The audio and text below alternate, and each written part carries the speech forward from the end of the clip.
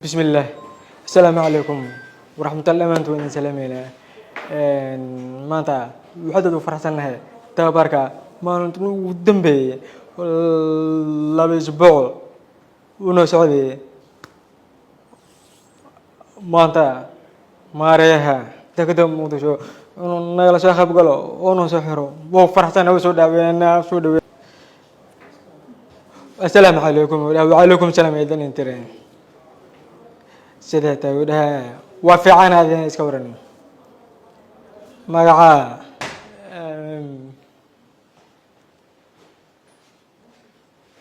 maareeyaha dekedda weyn ee Muqdisho mudane Danjire Maxamed Cali Nuur Ameeriko ayaa maanta xarunta dekedda ku soo xiray tababar muddo socday oo loo qabtay shaqaale ka tirsan dekedda kaas oo lagu barayay luqadda Soomaaliga ama sign language.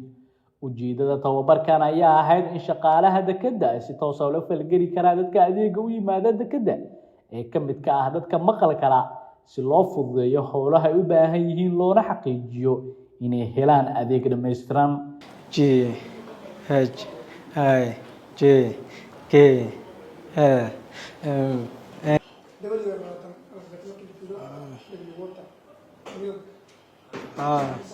maareeyaha dekedda weyn ee caasimadda mudane Danjire Maxamed Cali Nuur Ameeriko ayaa sheegay in barashada luqadda Soomaaliga ama sign language-ku ay tahay arrin aad muhiim u ah maadaama ay jiraan dad ka mid ah bulshada oo ku hadla luqadan.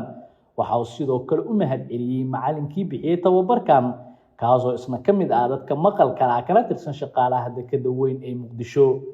maareeyaha ayaa xusay in tababarkan uu yahay bilow isla markaana dhammaan shaqaalaha dekedda ay mustaqbalka qaadan doonaan tababarkan lagu baranayo luqadda sign language-ka si kor lagu qaado adeegyada dekedda loona helo isdhexgal bulsho oo loo siman yahay. Assalaamu calaykum. Maanta waxaa sharaf ii ah inaan joogo qaybta tababarka ee xafiisyada ku yaalo dekedda Muqdisho. waxaa kaloo sharaf ii ah inaan ka soo qayb galo maalinta u dambeysay tababarka lagu qaadanayay Soomaaliga ama sign language-ka oo la siinayay qayb ka mid ah shaqaalaha dekedda ka shaqeeya.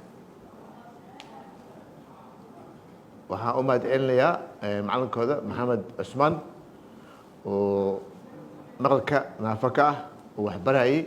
Maxamedna wuxuu ka mid yahay shaqaalaha dekedda. waxbarashada waa muhiim, lagama duqoobo mana dhamaato.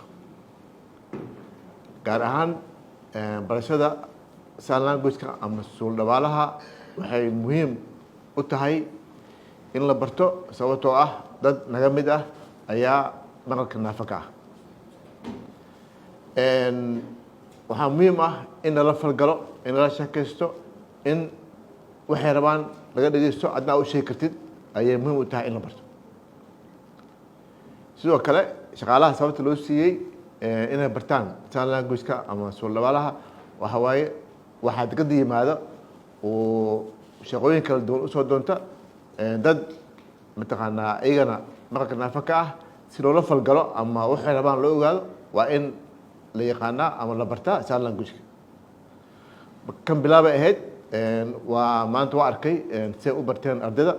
waa u mahadcelinayaa macalinka. tababarkaana way socon doonaa. waxaan siin doonaa shaqaalaha ka shaqeeya dekedda oo dhan hadduu helaado. marka waa adiyahan bileenayaa guuleysta. Yunus Durraan, warbaahinta qaranka Muqdisho.